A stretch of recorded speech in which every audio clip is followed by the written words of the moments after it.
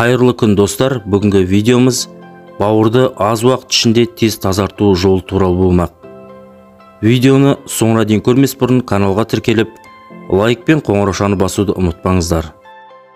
Мейіз суы арқылы бауырды 2 күнде толықтай тазартуға болады. Менің әжем осылай бауырын тазарта алады.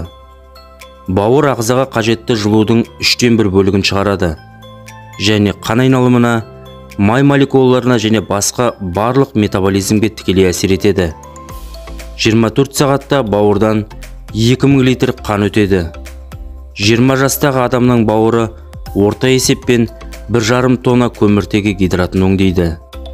Бұл оның қандағы қант деңгейін реттейтіндігін білдіреді. Ұйқы безі мен бүйрек үсті бездері осы процеске қатысады және организмдегі глюкозаның мөлшерін реттейді. Бауыр қан еу процестерін басқарады және қанға бірнеше маңызды иммундық ақуыздарды бөледі. Өт қышқылдарының көмегімен майлар А, Д, Е, К дәрумендерін реттейтін молекулаларға бөлінеді.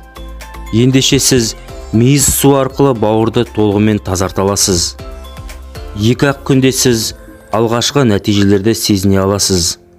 Гепатит А, В, С, бауыр циррозы және сіз қабылдаған дәрі-дәрмектер мен инъекциялар бауыр проблемаларын тудыруы мүмкін. Сондықтан бауырды үнемі тазарту керек.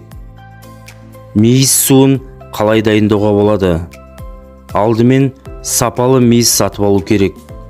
Мейізді ыдысқа салыңыз да үстіне су құйыңыз. Яғни 1 кесе мейізге 3 кесе су құю қажет. Содан кейін 2 минут қайнатып салқындатыңыз. Дайын болған қоспаны қалай қолдануға болады? Дайын мейіз шырыны қайнатылғаннан кейін 24 сағаттан соң қолданыңыз. Таңертең аш қарынға 1 стақан мейіз шырынын ішіңіз.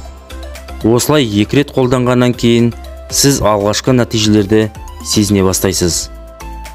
Препаратты 1 апта ішу ұсынылады. Бауырды мейіз шырынымен тазарту кезінде дұрыс тамақтану және алкогольден бас тарту керек.